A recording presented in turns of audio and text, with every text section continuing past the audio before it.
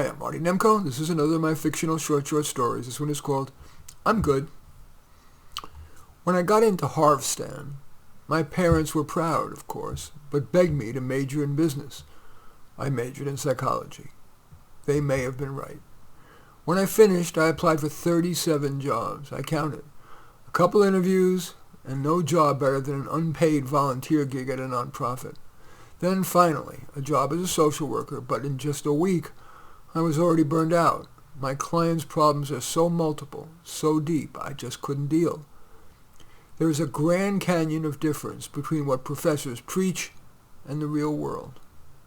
Desperate to prove to my parents that I could be self-supporting, I started applying for any job, anywhere. Perhaps as a bit of payback, Harvestan offered me a job, alas, as a security guard. I was going to turn it down, but they said I could have any post I wanted.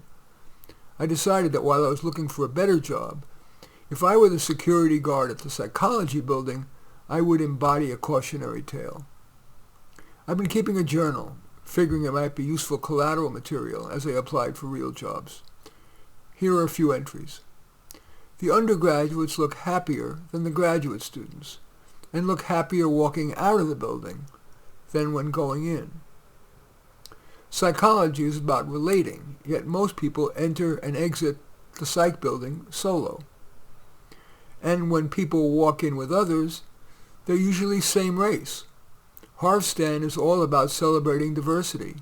Yet when people have a choice, they seem more likely to embody the adage, birds of a feather flock together.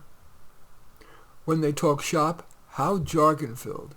Attachment theory, cognitive restructuring, difference threshold, ego depletion, fundamental attribution error, rational emotive behavior therapy, reciprocal determinism.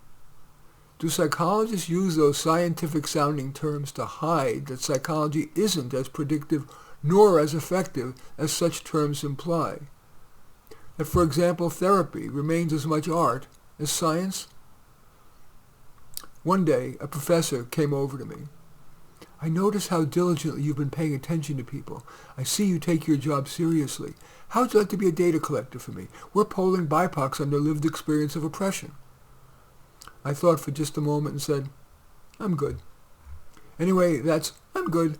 A fictional short story. As usual, I welcome your thumbs up and accept your thumbs down. I always look forward to your comments and especially like it if you hit the share button below. Share on your social media so that my efforts have broader impact. And I am flattered if you choose to subscribe to my channel. And certainly would welcome you taking a look at any of my 35 books. Perhaps the most relevant is A Dose of Reality, but all 35 are on Amazon. In any event, I thank you for watching. I am Marty Nemko.